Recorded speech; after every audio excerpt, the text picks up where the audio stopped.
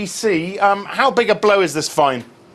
Well, it's certainly not good news, but having said that, in the second and third quarter, HSBC had made provisions of 700 and 800 million, so they'd already allocated 1.5 billion towards this, and at the beginning of November they'd made comments that they felt the fine could ultimately be significantly higher. So they were factoring this in to an extent. They were aware of what potentially might be around the corner, and certainly the share price action this morning isn't chaotic out there. So, you know, the company have already looked to start to deal with this by talking about cost-cutting measures of cutting about 2.5 to 3.5 billion in costs, and also asset stripping as well. So I think as far as the fiscal issues are concerned, it's coverable. I think reputationally speaking, though, this might take a little bit more time for them to get that reputation back.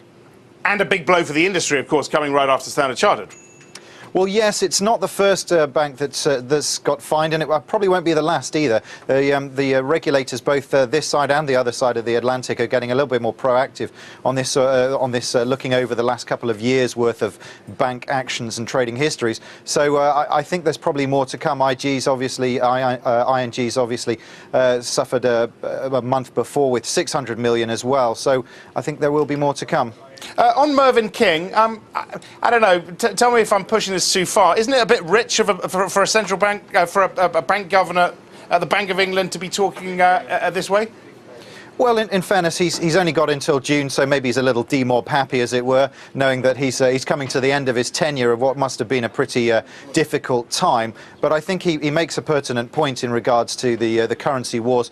It's always been viewed that the currencies were in a race to zero, as it were. But I think countries have become a little bit more proactive. Japan have obviously been doing this for a long time now, but the US, the UK, the Eurozone, even the Swiss National Bank are getting involved in it as well when it comes to currency manipulation, as it were.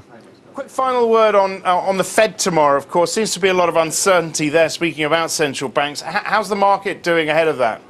Well, I think Mervyn King's words from last night kind of sum it up to a certain extent. Starts off by being very positive and saying he's sure that America will manage to resolve this. However, he says even if they were to fall over the edge of the cliff, they would still hang on by their fingertips. Not really the phraseology you'd want to hear.